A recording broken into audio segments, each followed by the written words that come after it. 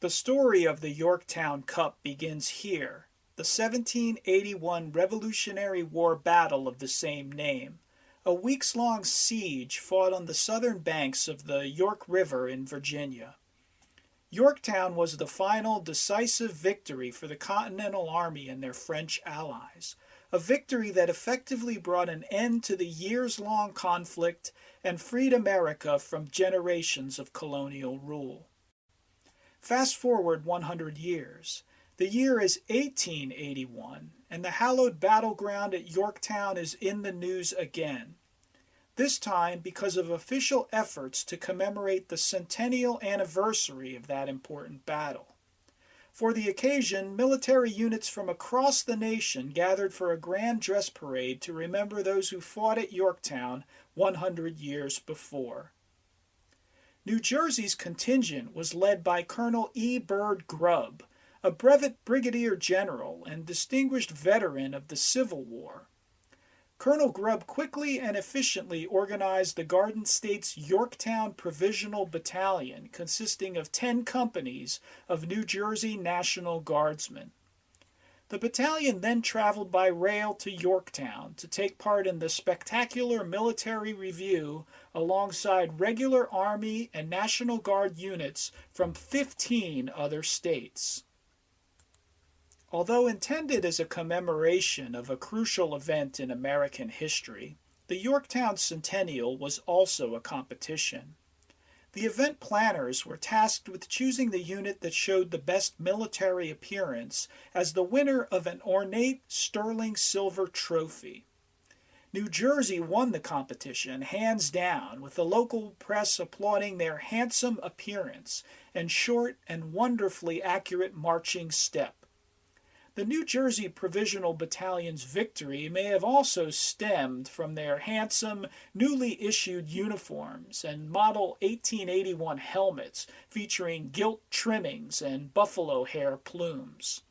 These ostentatious helmets were just coming into American military use for the first time. The following day, Colonel Grubb and his officers received their trophy in a ceremony at the Moore House, the site of the British surrender. Designed by the world-renowned jewelry maker Tiffany & Company and now in the permanent collection of the New Jersey State Museum, the immaculate trophy is adorned with neoclassical motifs, portrait medallions of Revolutionary War figures, scenes of the battle, and a towering finial depicting a Continental soldier in full uniform. The cup is actually a covered three-handled hollowware vase, or urn, with an elongated baluster-shaped body. Records in the Tiffany archives, pictured here, describe the item as a love cup. The Tiffany records list it as pattern 6625, and their files include design drawings and photographs. The original cost was $1,000. The body of the Yorktown Cup sits on a raised circular foot and is capped by a removable lid. With the lid, it stands 30 inches in height. A 13-star engraved band around the body calls attention to the 13 original colonies. 3 applied strap handles are adorned with patriotic cast bald eagles and laurel branches. The handles flank etched historical scenes located on 3 sides of the cup.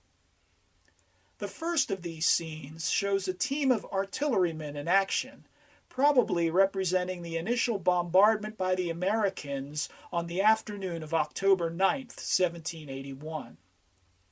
The artisans were clearly inspired by a popular account that George Washington fired the first shot at the battle, as seen in this later stylized artist's rendition of the event, the truth of which is still debated today.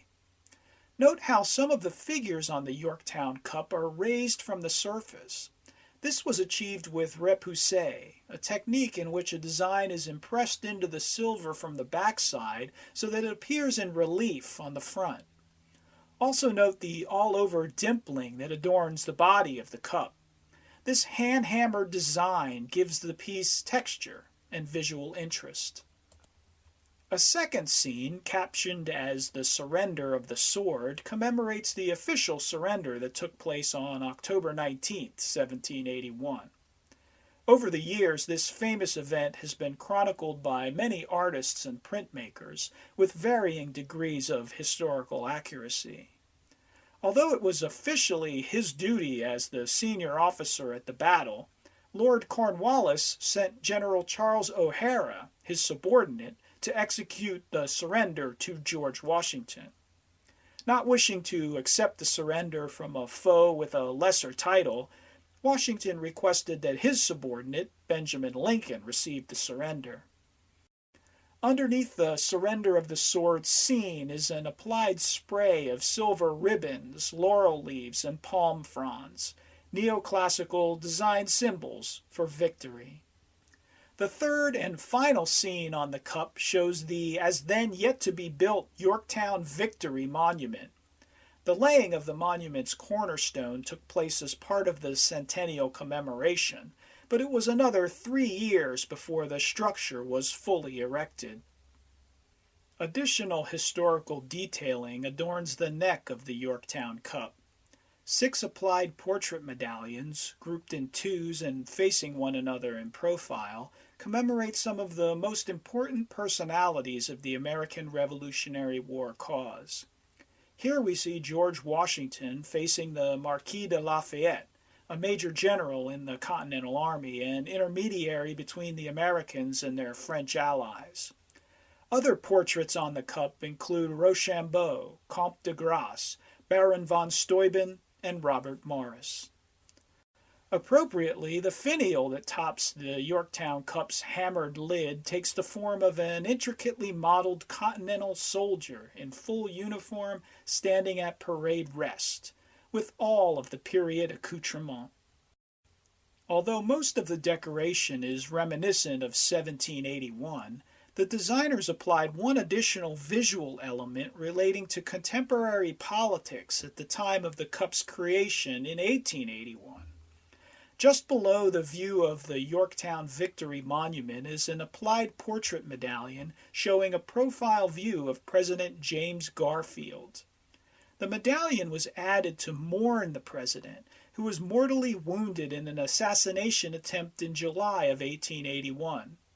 Garfield's final days were spent at Elberon, New Jersey, where he tried to recover before succumbing to his wounds on September 19th. Since Garfield's injury, convalescence, and death took place while the cup was being made at Tiffany, the designers added this decorative addition in memory of the slain president. The makers surely thought it only fitting that Garfield, a veteran of the Civil War, be forever remembered on a trophy for a military drill competition. When the Yorktown Centennial festivities concluded, the New Jersey Provisional Battalion returned to the Garden State in possession of their ornate silver prize. On March 21, 1882, Battalion Commander E. Bird Grubb officially presented the Yorktown Cup to the people of New Jersey.